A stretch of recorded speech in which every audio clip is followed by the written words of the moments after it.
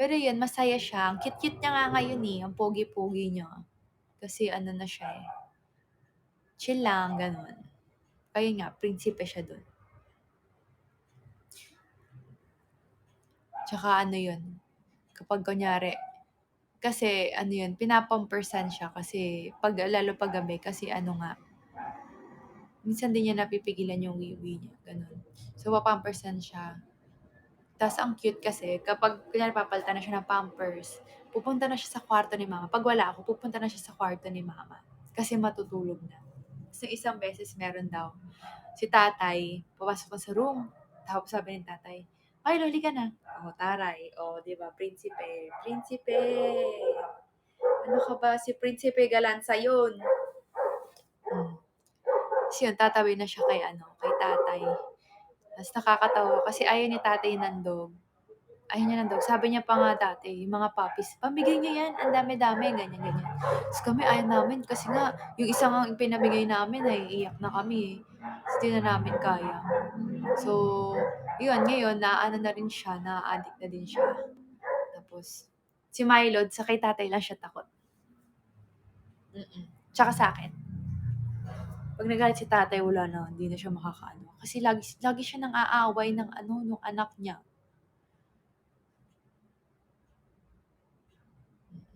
Tapos meron daw isang beses narinig ni Mafe si mama tsaka si tatay. Kasi pag kanyari, lalo kung papaluin mo ako tsaka si mama, magagalit yun. Yung parang gawa ganon. Tapos, kunyari parang susunggabin ka, ganon. So si tatay, binibiro niya si Milo, pinapalo niya si mama, na ganon-ganon niya. Tapos, sabi ni tatay, "Oh, akala ko ba close na tayo?" Mga ganun pa si tatay. Kala mo talaga eh. Tapos lagi niya nireklamo, lagi pa yung puwet mo nasa mukha ko pag natutulog. Diba? Prinsipe. Thank you, Ate Gemma. Gano'n na siya kasaya sa buhay niya dun sa bahay. So, kunyari, pag meron akong titirhan dito sa Manila, hindi ko na siya kayang dalhin kasi feeling ko masasad siya. Tsaka hindi ko rin kaya siyang iiwan.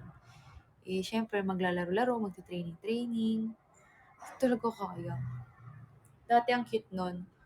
Pag aalis ako, meron kasi sofa. Sa condo ko dati, sofa. Tapos may malapit. Sofa, tapos door. Tapos ang gagawin nun, pupunta siya sa ilalim ng sofa. Tapos, hihintay niyang buksan yung door. Tapos bigla siya, love love, tumatawag sa akin. Baka yan yung gram. Hindi, siya lang. Yung tumawag. Hindi tinawagan natin. Sagutin mo. Hindi ko sasagot. Siri. Yun. Kasi, yan yung number na nakalagay. Ayun.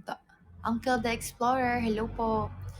Yan. Tapos, naiyak siya, gano'n. Hindi ko talaga kaya na iiwan siya sa condo. Mag-isa pa siya.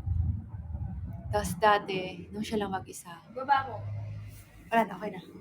Nung mag-isa siya. Eto siya, yung 0999. Oo. Nung mag-isa siya sa condo, hindi siya kumakain, pihikan, ganun. Tapos as in, nai-stress na ako. Kasi minsan, sobrang hindi siya nakain. May kausap lang. Sobrang hindi siya nakain. Na, siguro, hindi siya nakain, naaawa ko. Ganyan. Kasi, Ibibigay ko namin yun isa. Okay. Okay, sige. Okay. Thank you. okay, ayun. Tapos,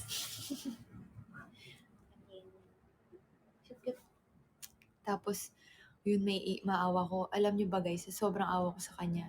Kasi dati, sinatsaga ko siya ng dog food. Tapos ayaw niya. Tapos may milk pa yun minsan. Tapos minsan, dadagdagan ko ng konting chicken. Tapos sobrang, kasi favorite niya yung Jollibee. Sobrang gustong gusto ko na siyang kumain. Bumili ako ng chicken with rice. Pinakain ko sa kanya. Tapos di niya kinain. Stress talaga ako. Kasi feeling ko, siya. Ewan ko. Ewan ko bakit di siya kumakain. Siguro nasasad nga siya. Pero ganun kasi nga. Sad siya na mag-isa siya na iiwan siya mag-isa. Tapos simula na nagkaroon na siya ng anak, Yun yan, dumami na sila. Grabe, sobrang takot niya ngayon. Kasi siguro yung feeling niya na, ubusin ko 'to kasi mauubusan ako ng pagkain, gano'n. Lahat sila gano'n. Kaya na ayun, 'di nasasayang yung food nila, kumakain sila. Ilan na anak ni Milo? Ay naku, madami na naging anak si Milo. Parang 1.5 taon naka-26 na ata si sis. Hindi. Oo, tama, naka-26 siya. 'Di ba ang lupit? Yun, pinamigay na lang namin. Oo.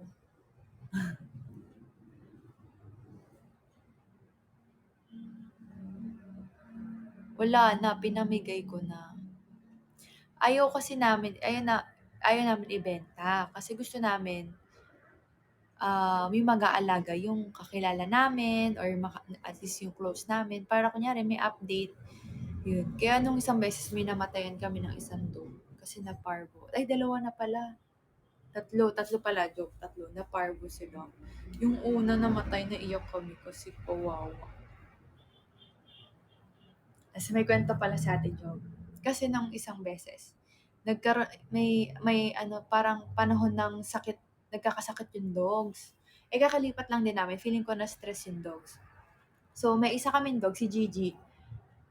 Parang sama ng pakiramdam niya, hindi siya kumakain, ganyan-ganyan. Tapos, sumusuka, tsaka tumatay ng poop. Pero onti pa lang siya, yung parang malambot pa lang yung poop niya. Sorry guys sa mga kumakain. Tapos, nung isang kinaumagahan na, bigla na siyang nag-poop ng tubig na may dugo. So, dinala na namin siya sa vet kasi natatakot na kami. Baka parvo, ganyan. Pero guys, don't worry, hindi siya parvo. Thank you, Lord. Hindi siya parvo, pero ano siya, anong tawag doon? Parasite. Ano ba yun? Parang ganun, may parasite keme dun sa ano niya. Kasi, siguro may nakain or may nadilaan na madumi. So, ayun, blood parasite. O, yun. Galing nyo. Ang galing. Ayun. Tapos, dinala namin sa vet. As in, naglalambot na siya, hindi siya nagre-react, ganyan-ganyan. So, dinala na namin, kinonfine namin siya, ganun. Tapos, kasama ko si ate tsaka si Ella kasi nag-drive kami. So, yun na, kinonfine na siya, tinurukan na siya ng ano, tinurukan na siya ng, ano ba yun, parang IV. Dextrose, yun pala, dextrose, ganyan. So, nilagay na siya sa cage yun. So, kasi nakakaawa siya. Naiiyak-iyak na rin ako kasi nakakaawa. Tapos, so si Ella wala nun. Kami dalawa lang ni ate. So, pinuntahan namin siya doon sa cage. Tapos sabi ko, Gigi, pagaling ka ha. Babalik kami sa'yo. Ganyan, ganyan, ganyan. So, si ate ko nasa gilid. Tapos sabi ko, oh ate, magpaalam ka na kay Gigi. Ganyan ako sa kanya. Tapos gagano siya.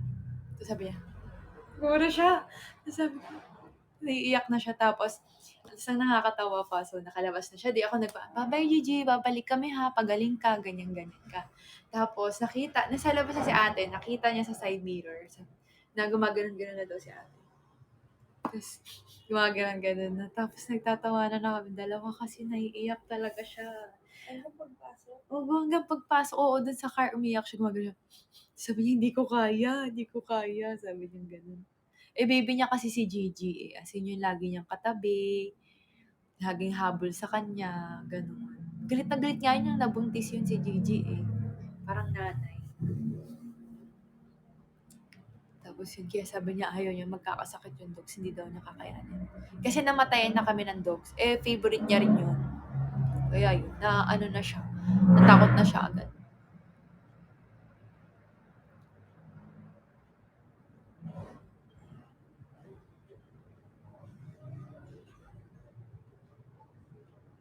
Thank you, Ozzy Missy. Ang dogs namin sa Laguna, 11 po. Hindi namin, ayun. Dapat talaga kasi yung ano lang. Oo, kaya yun, okay rin na madaming dogs kasi at least ano sila, naglalaro-laro sila, ganyan. Hindi naman sila naninira din. Nanggugulo lang, sure. Hindi naman. Oo, hari talaga yun.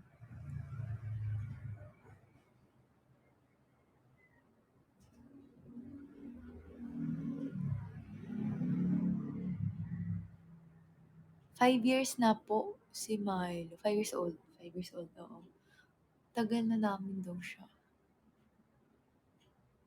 Favorite niya ng nanay ko. 'Pag wala ako si mama ang amo niya, eh.